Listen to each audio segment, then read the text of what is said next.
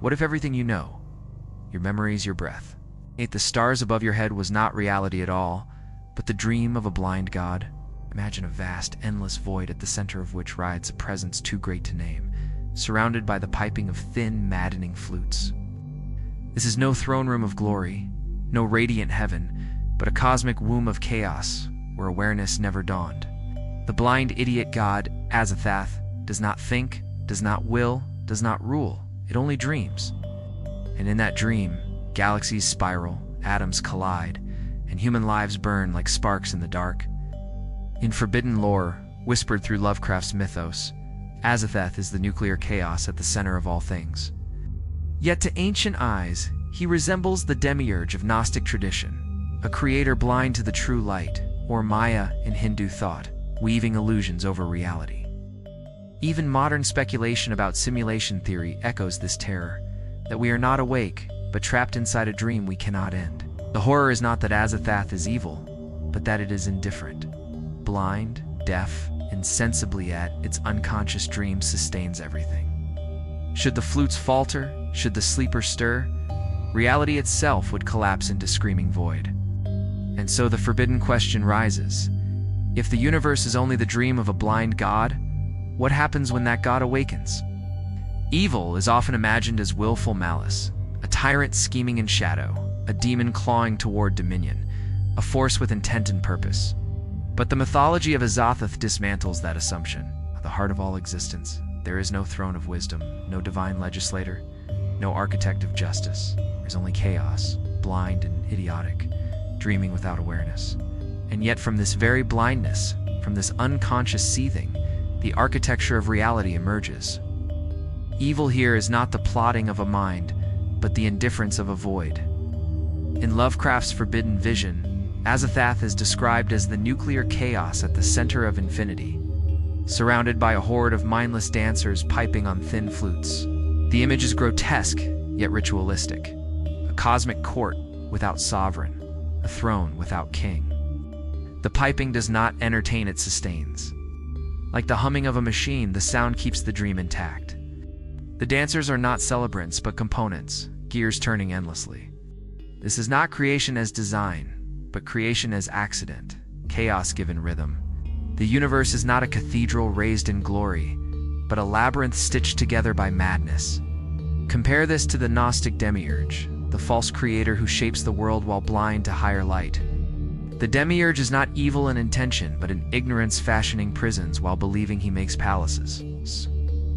Azathoth is the ultimate extension, not even a false god with ambition, but a blind engine of dreaming. Its very lack of will becomes the most terrifying architecture, for it means our cosmos rests not on purpose but on accident. Existence is scaffolding built on lunacy. The architecture of evil here is paradoxical, has no blueprint, yet produces galaxies. It has no intention, yet births life. It has no morality, yet defines every boundary of good and evil within its dream. Its power lies in indifference. Stars burn not to illuminate, but because the blind god dreams them aflame. Oceans churn not to nourish, but because chaos writhes. Humanity rises and falls, not by plan, but as fleeting sparks in mindless vision. The structure is not rational, yet it is binding. We live inside architecture raised by a god who does not know it exists. This vision aligns disturbingly with strands of modern science. Quantum uncertainty, chaos theory.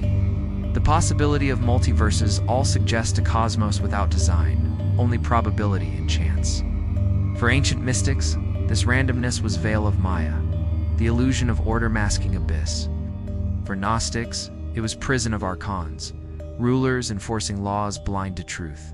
For Lovecraft, it was Azathoth itself, idiot god whose dream is the quantum foam. His flutes are probability waves, whose blindness is physics. The architecture of evil is not malevolent but mercilessly indifferent. Blood and ritual still flow through this architecture. Humanity senses the void and erects temples, myths, laws to push back the indifference. Religions describe gods with faces, voices, intentions, scaffolding of comfort built atop abyss. Yet beneath the altars, the chaos still pulses. Every prayer, every hymn, every system of order his fragile ornament on cathedral of madness. When Lovecraft described the blind idiot god, he inverted expectation. The true evil is not Satan plotting, the Azathoth dreaming. A god without care, without morality, yet sustaining all. The flutes become central to this architecture. Their endless piping is sound as scaffolding, rhythm is skeleton. In mystical traditions, sound is primordial. The of Hinduism, the logos of Christianity, the vibrations of Kabbalistic letters. But here, sound is not sacred word. It is idiot noise, mechanical rhythm, sustaining dream through sheer continuity. The dancers around Azathoth do not praise, but perpetuate. They are gears, spinning endlessly to maintain dream of a god too blind to stop. The architecture is thus sonic, vibrational, ritualistic in form but devoid of intention. The world is music without musician. Imagine the universe as a cathedral built from this noise. Its columns are galaxies, its stained glass stars, its altar the very earth beneath your feet. Yet the builder is not architect, but sleeper, drooling in slumber, muttering syllables that bind stone into walls, light into windows. We live in holy space constructed not by divinity, but by delirium. And this is the most terrifying architecture of all, because it has no meaning yet imprisons us absolutely. This architecture also explains the persistence of evil in human history. If cosmos itself is born of blindness, then cruelty, suffering, corruption are not aberrations, but reflections of root. Wars erupt not because of divine plan, but because dream convulses. Tyrants rise because chaos flickers. Children starve, kingdoms fall, worlds burn because blindness sustains them as surely as it sustains stars. Evil persists, not because someone wills it, but because no one does. And in that void of will, every horror is permitted. And yet, paradoxically, this blind architecture also births beauty. Music, love, sacrifice, compassion rise within same indifferent dream. If stars burn without meaning, so do hearts. If galaxies spiral as accident, so do poems. The architecture holds both horror and wonder, bound by same indifference. This is the ultimate inversion. The same blind god that sustains war also sustains tenderness. The same idiot dreamer that births plague also births laughter. Evil and good collapse into accident. Awakening to this architecture is vertigo. It means standing in cathedral and realizing its foundation is void, its walls dream, its roof chaos. It means hearing the flutes not as music, but as idiot drone. It means recognizing that every structure law, morality, religion, science is decoration over madness. And yet, it is still binding. The dream holds. The cathedral stands. We cannot leave, for we are bricks in its walls. Imagine it now. At the center of infinity, Azathoth writhes, blind and idiot, flutes piping endlessly. Around it dance shadows, endless, mindless, ritualistic. From this chaos radiates every law of physics, every beating heart, every flickering star. The architecture is cosmic and total. We are trapped not by chains, but by dream. And the forbidden question whispers like echo in dark. If this blind god stirs, what happens to cathedral it has built? Every myth breathes through symbols, and the myth of Azathoth is no exception. To describe a blind idiot god at the center of infinity, writhing in unconscious dream, is to speak in images that defy logic, yet resonate in the marrow of human imagination. For Azathoth is not merely a monster, it is an allegory encoded in symbols of blindness, dream, sound, and chaos. To understand these symbols is to begin deciphering the forbidden grammar of cosmic indifference. The first and most haunting symbol is blindness. In human experience, blindness is lack, vulnerability, loss of sight. But in myth, blindness often conveys terrible paradox. The seer who perceives inner truth while lacking outer vision. The god whose gaze would destroy if opened. Oedipus blinds himself, yet finally sees. Tiresias, blind prophet, knows truths hidden from sighted men. Azathoth's blindness, however, is different. It is not prophetic clarity, but absolute void. It is blindness without compensation, without wisdom, pure negation. Here the symbol inverts expectation. The creator of all sees nothing, knows nothing, intends nothing. Blindness becomes womb of cosmos, ignorance the engine of existence. This is why Azathoth terrifies. The world we know may be nothing more than byproduct of sightless thrashing. Next is the dream. Dreaming has always symbolized liminality, half-real, half-illusion, gateway to spirit. Shamans dream journeys, prophets dream visions, mystics dream revelations. But Azathoth's dream is not revelation, it is prison. It is dream that does not end, in which dreamer and dreamed are equally unconscious. For us, dream is temporary escape. For Cosmos, dream is permanent state. The universe itself is the dream, and the dreamer does not know it dreams. This symbol undermines hope of meaning. If reality is dream, there is no guarantee of coherence, no promise of awakening. The dream persists because dreamer sleeps, not because dream is true. Surrounding Azathoth is the most chilling symbol, the flutes. Thin, monotonous, mindless. Their piping sustains chaos at heart of all things. In sacred traditions, sound creates. In Hindu cosmology, the syllable Om vibrates universe into being. In Christian mysticism, the logos, the word, creates cosmos.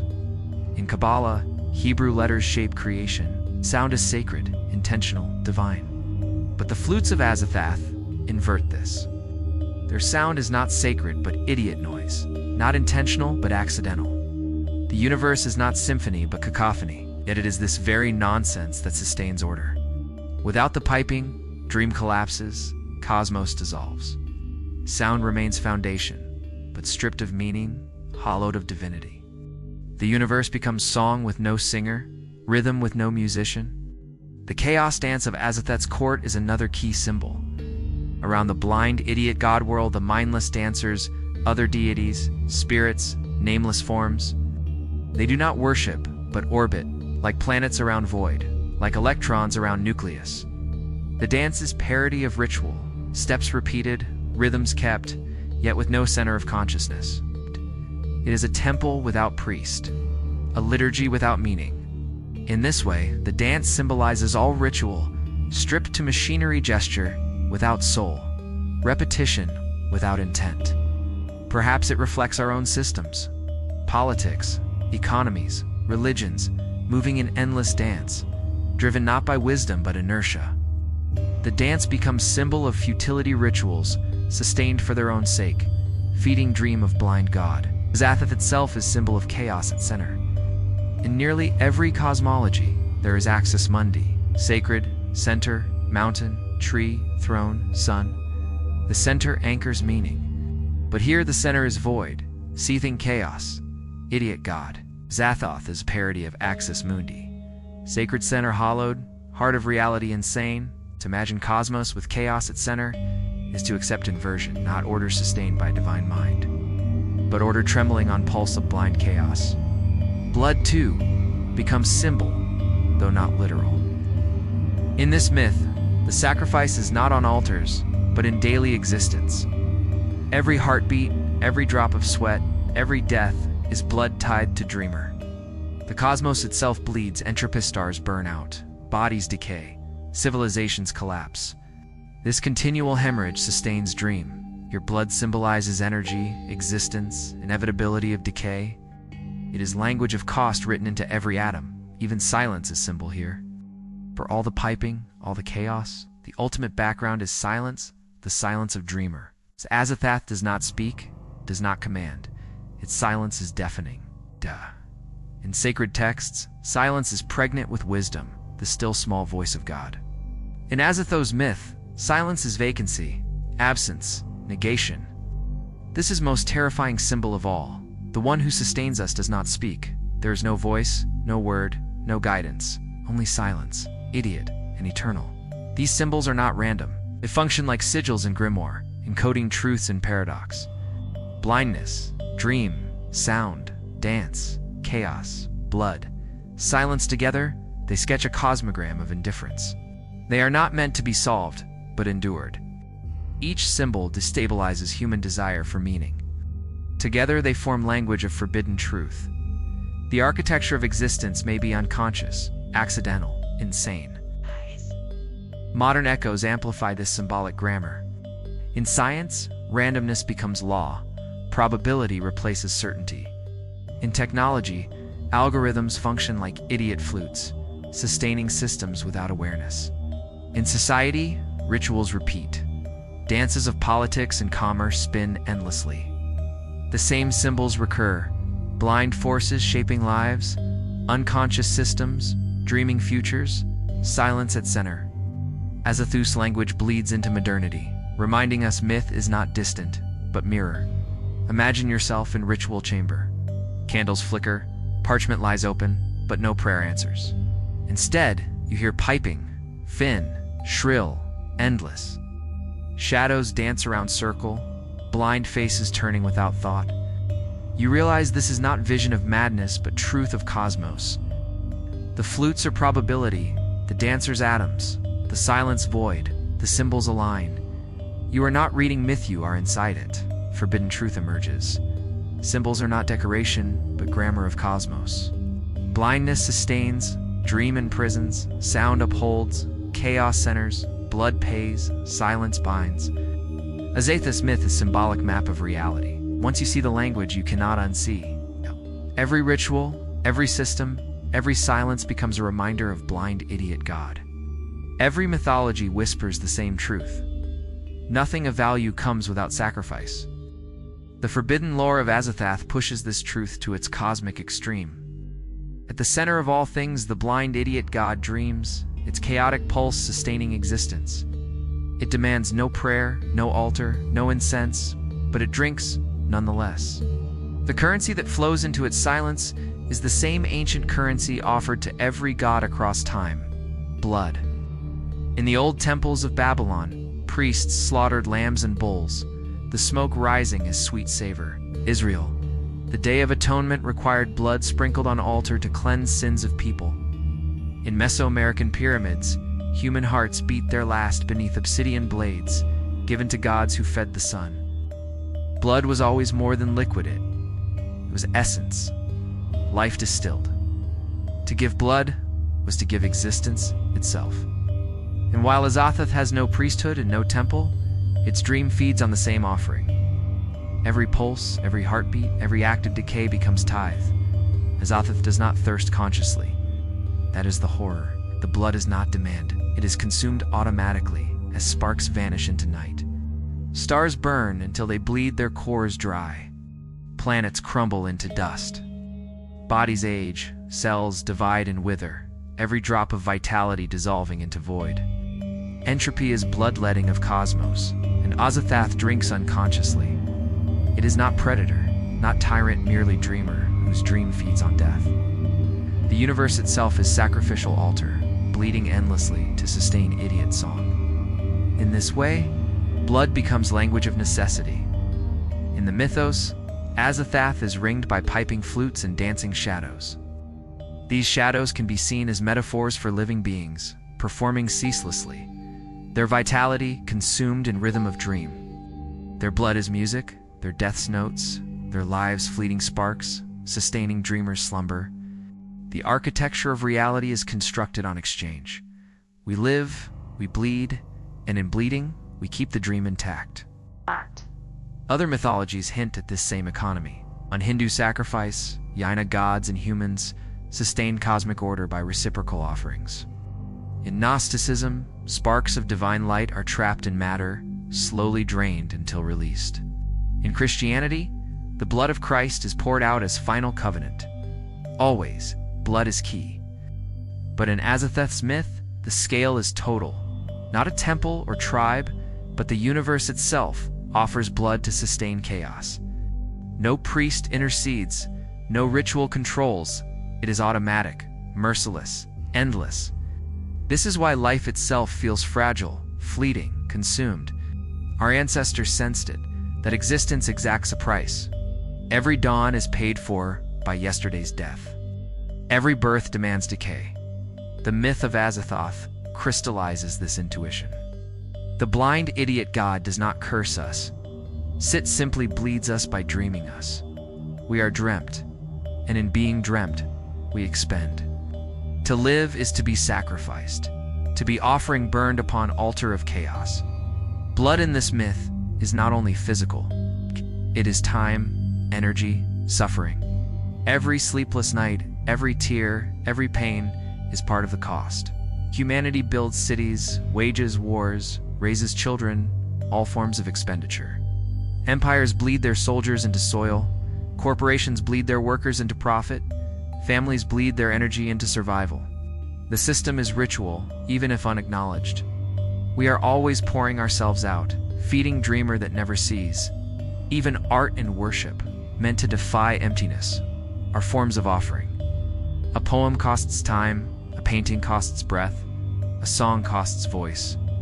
To create is to sacrifice fragments of life. The flutes piping at Azathoth's throne are mirrors of our own arts, sounds rising from lungs, consuming breath, offered into void. Blood and breath are not wasted. They sustain cosmos, but without awareness, without reward. This economy explains persistence of horror. Wars erupt endlessly because blood is currency, and the cosmos never runs dry. Plagues spread, storms destroy, stars collapse, all part of bloodletting written into structure of reality. We imagine gods demanding sacrifice, but perhaps gods are only reflections of Azathoth's unconscious economy. Humanity invented rituals to frame offering, to give meaning to blood spilled anyway. Sacrifice is inevitable, ritual is interpretation. The inversion here is stark. Most religions' blood offered sanctifies, redeems, buys favor, days. In Azathoth's myth, blood buys nothing. It feeds no favor, secures no covenant, achieves no redemption. It is consumed blindly, accident of dream. Our sacrifices do not ascend to heaven, they vanish into idiot void. The economy functions without purpose. This is horror beyond demons, beyond hells. That sacrifice is real but meaningless. Blood is currency, but buys nothing. And yet even this indifference births paradox. Because within meaningless expenditure arises meaning. Love is offering, suffering is testament, death is legacy. Though dreamer does not care, dream itself sustains beauty. Flowers bloom though they fade, lovers embrace though they part, children laugh though they die. Their blood fuels dream, but dream births wonder. This is forbidden lesson. Blood is wasted, but not in vain. Sustains nothingness, but also beauty within nothingness. Imagine the cosmos as chalice raised in ritual. Inside, stars burn, worlds spin, creatures live and bleed. The chalice overflows, its contents spilling into void where Azathoth rides in sleep. The god never drinks consciously, yet is sustained. Every drop your pulse, your breath, your death is liquid in that chalice. The ritual is unending. The altar is infinite. The dream continues. The forbidden truth is that blood was always the oldest currency, and Azathoth the oldest banker. We pay daily, drop by drop, not by choice, but by existence itself. Our blood is music in idiot flutes. Our lives' torch is burning in blind cathedral. To awaken to this is terror, yet also liberation. For once you know cost, you can spend consciously. You can choose where blood flows, whom it nourishes, what dream it sustains. Thus the myth turns mirror. Azathoth bleeds us all, but we too can choose to bleed for love, for creation, for awakening. Even if dreamer never sees, even if void never cares, our blood still speaks. It speaks in sacrifice, in courage, in beauty wrung from chaos. And in that act, perhaps we defy indifference not by escaping, but by consecrating our own offering. Every myth of power carries with it the shadow of a pact. Whether it is Faust offering his soul for knowledge, or kings swearing oaths to bind nations, the language of the sacred always moves through the structure of contract. The forbidden vision of Azathoth reveals that even at the highest or lowest cosmic level, contracts shape reality. The blind idiot god makes no deals, speaks no words, and yet humanity has always lived as if a pact were in place, a covenant between dreamer and dreamed, between chaos and the fragile figures it sustains. The paradox is this: Azathoth does not know we exist, yet every breath we take feels like part of a bargain. We live as though granted time in exchange for our blood. We work, suffer, build, and in the end we die, our energy poured back into the void. This cycle functions like a contract, unspoken yet inescapable. Existence itself is the clause, death its enforcement, entropy its signature. The terms are not negotiable. They were set in place before thought was possible. Throughout history, humans sensed this inevitability and attempted to formalize it. Ancient covenants with God's sacrifices offered in hope of rain, war victories, fertile harvests were humanity's attempt to rewrite or stabilize terms. If cosmos already demanded blood, why not ritualize it? Better to kill a lamb and pretend it satisfies balance than to surrender helplessly to famine. Sacrifice is contract dressed in symbolism. The gods of men may have faces and names, but behind them lurks Azathoth, the unconscious recipient of all offerings. The flutes around Azathoth symbolize this binding rhythm. They play ceaselessly, drones of obligation, musical clauses written into fabric of dream. Their monotony suggests compulsion. The dancers cannot stop, the piping cannot cease, the dream cannot end. The pact is not chosen but imposed. To exist is to sign name in blood, to join dance without consent. In grimoires, sorcerers mark contracts with sigils and seals. In cosmos, our signature is heartbeat, our seal the eventual silence of death. We see echoes of this structure in the contracts of daily life. Nations require oaths of allegiance, promising safety in exchange for loyalty. Employers demand labor for wage. Families bind members in mutual sacrifice of time and care. Debt contracts exchange freedom for resources. Everywhere the same logic repeats: agreement, offering, consequence. Humans write contracts because we sense the cosmic one, the unspoken bargain with the dream itself. Civilization is contract piled upon contract, all shadowing the unspoken pact with chaos. Yet the most terrifying dimension of Azathoth's pact is that it has no counterparty. In ordinary bargains, two sides consent. In this cosmic contract, only one side acts. We bleed, we die, we sustain. The other party is absent, unconscious, blind. We pay and avoid. This is why myth calls Azathoth idiot god. It is not malevolent, simply unaware.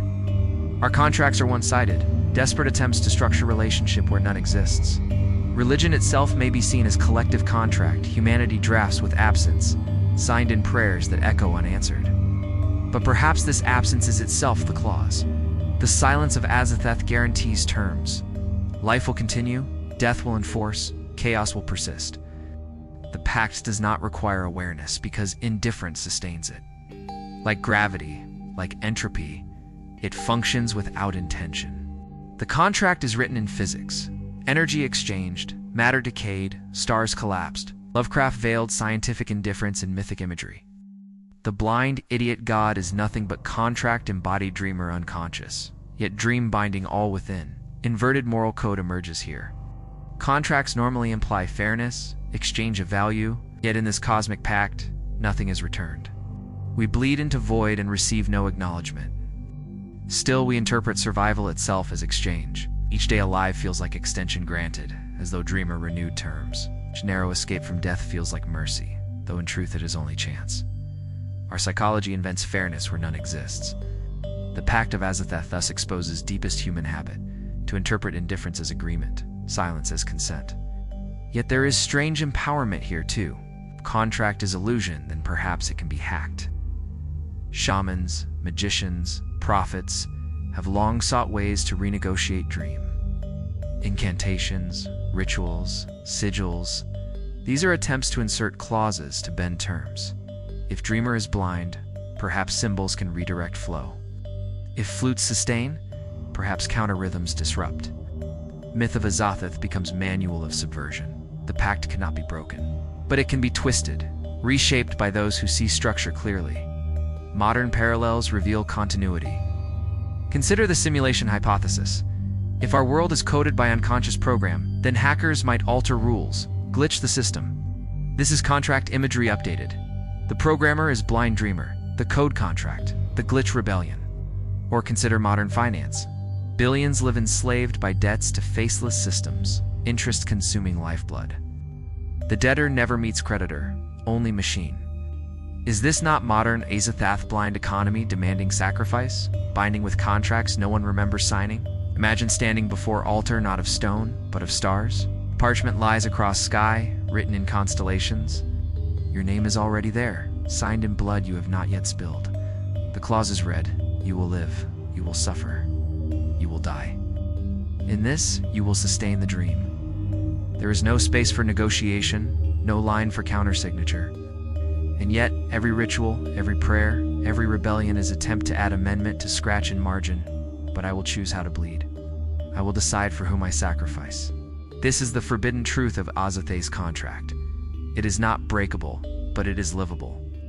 We cannot escape the pact of existence, but we can shape how we inhabit it. To know this is to awaken, to bleed consciously rather than blindly, to turn sacrifice into offering, not for idiot God, but for meaning we ourselves create. In this sense, humanity can become co-author of dream, not by escaping pact, but by redefining its purpose. And so the myth of Azathoth, far from being nihilism, becomes manual of awareness. Contracts will bind, blood will flow, dream will continue. But within those terms lies space for resistance, for consecration, for lucidity. We cannot stop the piping, but we can dance with intention. We cannot silence dream, but we can awaken inside it. The pact is not chosen, but awareness transforms how it is lived. In every theology, morality is anchored in the idea of purpose. If God creates, then creation has intent. If there is lawgiver, then there is law. Good and evil are measured against that intent. Virtue and sin defined by alignment or betrayal. But what if the cosmos is not built on intent at all? What if the foundation of existence is blind, dreaming, idiot chaos? In the myth of Azathoth, morality itself collapses, not because evil triumphs, but because the categories themselves dissolve. Here lies the inverted moral code where order is accident, good is irrelevant, and evil is indistinguishable from indifference. In sacred traditions, blindness is usually a symbol of wisdom hidden beneath surface. Blind prophets, blind justices, blind seers, they lack sight but possess deeper vision. With Azathoth, blindness is void, absence, negation, sees nothing, wills nothing, knows nothing. Yet this blindness creates galaxies, sustains physics, births life. Here morality inverts. Ignorance, which humans call weakness, becomes architect of cosmos. If blindness builds stars, then sight is not foundation. If chaos sustains laws, then order is secondary. The most terrifying truth is that virtue and vice are meaningless in architecture born of indifference. Consider the inversion of sacrifice. In most religions, blood offered redeems, sanctifies, purchases favor. In the economy of Azathoth, blood sustains nothing but continuation of dream. Sacrifice has no recipient, no meaning. It is expenditure without return. To human eyes, this is evil, pointless suffering, endless waste. Yet in cosmos of Azathoth, it is simply necessity. Pain is not punishment, death not judgment, cruelty not sin. They are inevitabilities of dream. Morality is inverted because events have no moral weight at all. This inversion echoes in modern philosophy. Nietzsche spoke of abyss staring back. Camus of absurd universe indifferent to meaning. Existentialists argued that value arises only when humans choose. Lovecraft mythologized same truth with the image of Azathoth.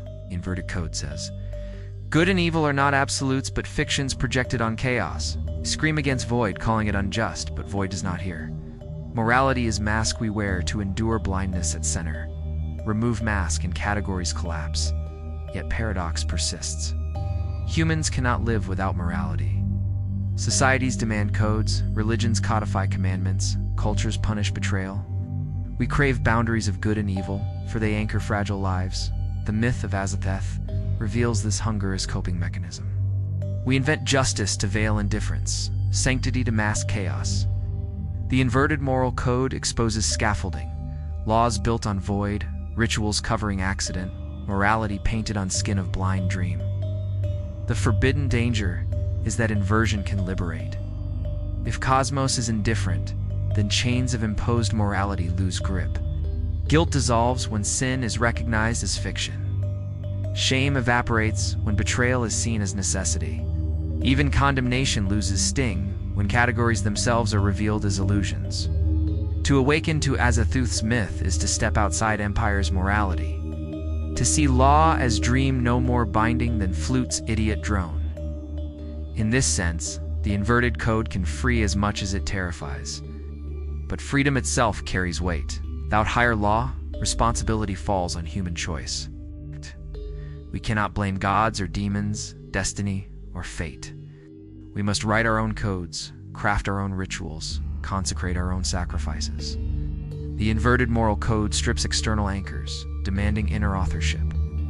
This is unbearable for many, hence why institutions suppress myths like Azathoth. A blind god leaves no commandments, no punishment, no salvation. Empire cannot survive such vision, for control depends on fear of judgment. The inversion also redefines evil. Traditionally, evil is willful cruelty, rebellion against divine order. In Cosmos of Azathoth, evil is simply awareness of indifference. To know truth is to see futility of morality. That is why Lovecraft's characters often descend into madness when confronting void. They awaken to inverted code and cannot endure collapse of categories. But madness too becomes inverted. What society calls insanity may be lucidity. To scream against idiot God is not delusion but clarity. Got it? Inverted code turns sanity into blindness, madness into vision. This pattern mirrors Gnostic inversion. Demiurge calls himself God, demands worship, enforces morality. But Gnostics saw him as blind jailer, his laws chains, his morality inversion of truth. Salvation lay in rejecting false good to embrace hidden light.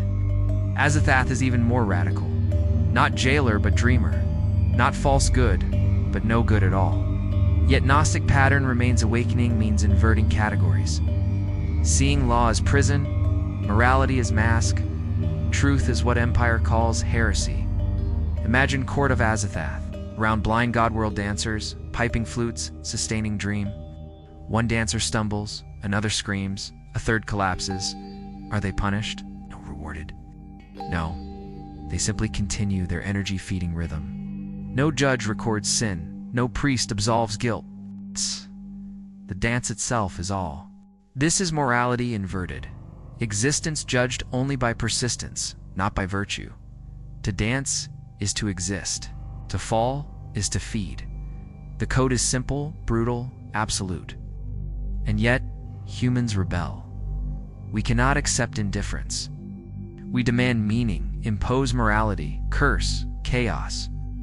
Our religions turn blindness into wisdom, dream into purpose, silence into law. We invert inversion, building codes atop void. Perhaps this too is necessary. Perhaps morality is ritual shield against truth, yet those who glimpse Azathoth know. Shield is paper against fire. The inverted code still rules beneath our inventions. The forbidden truth is this: morality is not eternal law, but temporary fiction. Good and evil are categories of dream, not of cosmos. The blind god sustains both saints and tyrants, both cruelty and compassion, without distinction. The inverted moral code is not cruelty but indifference, not punishment but accident, not design but dream. And once you see it, you realize every system of morality is provisional, every law fragile, every judgment arbitrary. Beneath all, the idiot flutes still play, and the blind god still dreams. To speak of Azathoth is to speak of ritual, for ritual is the hidden machinery of a dream that does not know itself. At the center of infinity, the idiot flutes drone, the dancers whirl, the blind god writhes in unconscious rhythm. This is not worship but compulsion, not ceremony but mechanism. Yet from that image arises the most terrifying recognition. Ritual is not confined to temples or cults. It is everywhere, woven into every gesture of existence, every repetition that keeps dream intact. Humanity, without knowing, performs the same endless liturgy, sustaining the blind god's slumber with each unconscious act. The dancers around Azathoth are our archetype of cosmic ritual. They move without thought, circling void endlessly, their steps mechanical yet indispensable. In sacred traditions, dance is communication with divine union of body and spirit. Here, dance is parody, movement stripped of meaning, action without awareness. Yet this very emptiness sustains dream. and the lesson is chilling. Ritual need not be intentional to be binding. Even meaningless repetition feeds cosmos. Every breath, every heartbeat, every cycle of work and sleep is dance in idiot court. We are celebrants of a ritual we never chose. The flutes are even more sinister.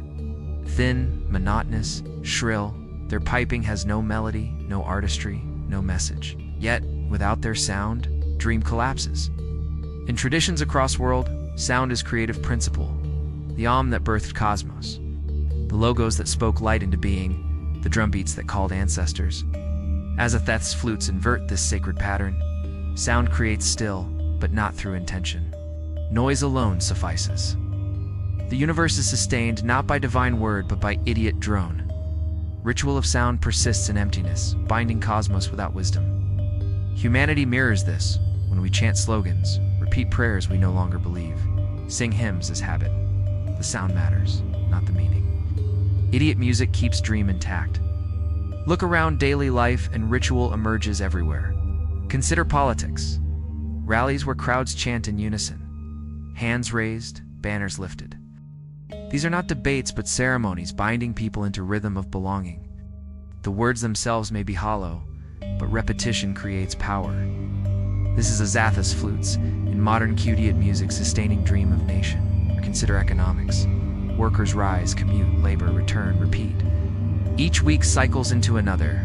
Wages exchanged, debts repaid, systems perpetuated. This too is ritual. Dance around blind throne of capital. Meaning fades, repetition remains. Religion, of course, institutionalizes ritual most explicitly. Every liturgy, every sacrament, every cycle of feast and fast repeats story of cosmic order. Whether worshippers believe or not, ritual persists. The bread is broken, the wine poured, the chant repeated. In Christianity, the Eucharist sustains body of church. In Azathoth's myth, the piping sustains body of cosmos. Both operate ritually sound and gesture binding reality into coherence. But ritual is not only public, it infiltrates private life. Morning routines, daily habits, scrolling screens at night, repetition reinforces dream. Algorithms exploit this, turning patterns of behavior into liturgy of consumption. Social media feeds become altars, likes and shares offerings, influencers, priests of algorithmic temple. Here too, ritual sustains dream digital rather than cosmic, yet mirroring structure. Blind God need not know. Repetition is enough. We are dancers in idiot court, steps dictated by code instead of flutes. The forbidden truth is that ritual is engine of reality itself. Without cycles, coherence collapses. Without repetition, identity dissolves. Memory is ritual of neurons firing familiar pathways. Language is ritual of symbols repeated until meaning arises. Civilization is ritual scaffold built on chaos. Imagine ourselves free, but every freedom is structured by rituals unseen. Azathoth's dancers are a grotesque mirror of humanity, moving endlessly without knowing why, yet sustaining dream all the same. Even science, supposed beacon of reason, operates ritually. Experiments repeat, data recorded, peer review performed. Each step codified, standardized, repeated until knowledge stabilizes. This is ritual of method, sustaining dream of order in chaotic universe. Science too dances around blind throne, believing it unveils truth, yet perhaps only deepening dream's coherence. The flutes pipe probabilities, equations dance, scientists move in rhythm. Ritual everywhere, even in pursuit of rationality. Philosophically, this ubiquity of ritual implies terrifying conclusion. We are not merely dreamt by Azathoth, we are also its priests. Every act of repetition, every cycle performed, sustains slumber of blind God. We keep dream alive by living. Our rituals are not chosen but inevitable, for existence itself is ritual of repetition. Birth, growth, death, beginning, middle, end. These are cosmic sacraments. We bleed, we dance, we pipe idiot notes with our own breath. We are celebrants of chaos, unwilling yet indispensable. This realization inverts perception of free will. What we call freedom may be variations within ritual pattern, improvisations within idiot dance. We rebel, yet rebellion itself becomes ritual, absorbed into cycle, feeding dream anew. Even protests sustain system by acknowledging it. There is no outside, no silence beyond flutes. The dream consumes all, even our defiance. And yet awareness changes experience. To live ritual unconsciously is to be puppet in idiot court. To awaken within ritual is to glimpse lucidity. Shamans sought this by repeating chants until dream cracked open. Mystics embraced rituals until they revealed void beneath. Even Lovecraft's fiction, though drenched in despair, acts as ritual text repeating images of void until reader awakens to indifference. The question is not whether ritual exists, but whether we see it. Imagine standing in vast cathedral. Round you, worshippers chant words long hollow, priests raise chalices, incense burns. At first it feels sacred. Then you notice faces blank, gestures mechanical, sound endless. You realize ritual is empty, yet still binding. This is world. This is Azathoth's dance. In once seen, you cannot unsee. The forbidden truth of Part 7 is clear. Rituals are everywhere. They are in politics and religion, commerce, and science, habit, and thought. They sustain not only societies, but cosmos itself. The blind god dreams because flutes pipe, dancers whirl, rituals repeat, and we, every day, play our part. Whether chanting in cathedrals or scrolling screens at midnight, whether marching in rallies or repeating prayers of science, we sustain dream. Ritual is not anomaly, it is engine. The engine hums everywhere. To awaken in the myth of Azathoth is not to open eyes and step into light, but to realize that there is no waking world at a lonely dream within dream, sustained by idiot flutes. Awakening here means lucidity, the sudden knowledge that you are part of a story written by a god who does not know it dreams. The terror is not that the world is hostile, but that it is indifferent, accidental, unmoored from purpose. Yet in that terror also lies a strange liberation. The first stage of awakening is vertigo. Imagine sitting beneath the stars, gazing into constellations you once thought sacred, Orion, Draco, Lyra, symbols of heroes and beasts. Then imagine those same stars as sparks and dream of blind idiot God, shining not for beauty, but because dreamer twitches in sleep. The meaning you assigned collapses. Morality dissolves.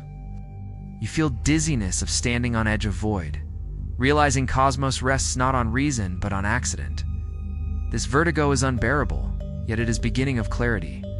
Next comes recognition of ritual, where once you thought choice is free, you now see cycles repeating endlessly. The work week, the chants, the slogans. The prayers, these are not random, but pipes and dances, sustaining coherence of dream. Awakening means seeing yourself as dancer in idiot court. Every breath another note in idiot music. The horror is not just that ritual exists, but that you cannot stop. To live is to participate. Even rebellion becomes ritual, absorbed into cycle. Yet to see is already to shift. Unconscious repetition becomes conscious performance. Puppet becomes participant, even priest. The third stage is confrontation with silence. You pray, but no answer comes. You rage, but no judge responds. You whisper to stars, but they do not care. Silence echoes back, not with cruelty, but with vacancy. Awakening means accepting that absence is truth. Azathoth does not hate, does not know. Silence is not rejection, but non-existence of dialogue. This realization is shattering. All morality, all hope of justice, all visions of purpose are veils torn away. Yet here too is strange freedom. For if no one judges, no one condemns. If no lawgiver speaks, no law chains. Silence, though void, frees. Philosophically, awakening echoes mystical traditions. Zen speaks of emptiness, Kabbalah of Ein Sof, Gnosticism of Pleroma. Each tradition whispers of truth beyond categories, terrifying in its boundlessness. Lovecraft clothed same truth in image of Azathoth, cosmic dreamer whose blindness sustains existence. Mystics embraced silence as divine fullness. Lovecraft saw it as idiot void. The difference is perspective, not structure. Awakening is to see pattern, to accept paradox, that void sustains all, and that within void arises possibility of freedom. Psychologically, awakening means integrating shadow. We live fearing chaos, repressing indifference, insisting on meaning. To glimpse Azathoth is to confront repressed truth that life may be meaningless, cosmos blind, suffering inevitable. Most recoil, labeling such vision madness. Yet Jung reminds us, shadow integrated becomes strength. To embrace indifference is to stop fleeing. To accept blindness is to see clearly. Awakening means not denying void but dwelling in it, refusing despair, creating meaning from within rather than demanding it from without. This does not mean nihilism. Nihilism collapses into despair, surrender to void. Awakening is lucidity, knowing void exists, yet still choosing. Cosmos is dream, then you are a lucid dreamer. You cannot wake God, but you can act with awareness within dream. Every choice becomes consecration, not because it matters to dreamer, but because it matters to you. To create love, beauty, justice in indifferent cosmos is rebellion that sanctifies. It transforms blood sacrifice into offering, ritual into conscious art, silence into canvas. Awakening also reveals fragility of dream. The flutes pipe, the dancers whirl, yet cracks appear.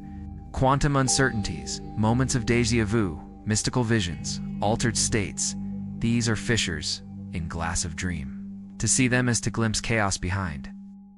Lucidity means becoming aware of cracks, slipping fingers into seams, realizing dream is not unbreakable.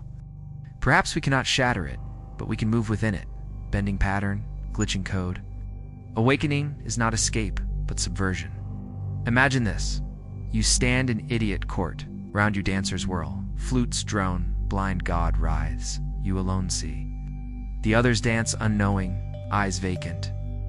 You feel terror yet also power, for awareness itself is divergence. You can choose how to dance, when to pause, what rhythm to echo. Your awareness alters music. Dream continues, but you shape nuance. Awakening means becoming glitched in idiot symphony, bending echo of flutes with your own song. The forbidden truth is this: you were never alive in solid world. You were always dream fragment, sustained by blind God. But now you know, and knowing changes everything. You may still bleed, still die, still feed void, but you do so with lucidity. No longer puppet. You are participant, co-dreamer, perhaps even saboteur of dream. This is power hidden in horror, that awareness itself inverts contract. Though you cannot wake God, you can wake yourself. To awaken in Azathoth's myth is to accept paradox. The cosmos is blind yet beautiful, idiot yet intricate, void yet vibrant. Good and evil collapse, yet choice remains. Purpose dissolves, yet meaning can be made. Rituals persist, yet awareness consecrates them. Awakening is not salvation in old sense. It's clarity, endurance, defiance, his candle lit within cathedral of madness. Fragile flame dancing to idiot flutes, yet refusing to be extinguished. And so awakening whispers final truth. You were the ritual all along. Your blood, your breath, your repetitions sustain dream. But now you see. The flutes drone, the blind God writhes, yet you stand lucid, knowing. The dream is not ended, but you have awakened within it. The flutes still drone, the blind God still dreams, and we dance in its shadow. But once you glimpse the truth, you cannot return to sleep. Will you choose to remain a puppet, or awaken as lucid fragment within the void? Comment your thoughts, subscribe, and join the next descent.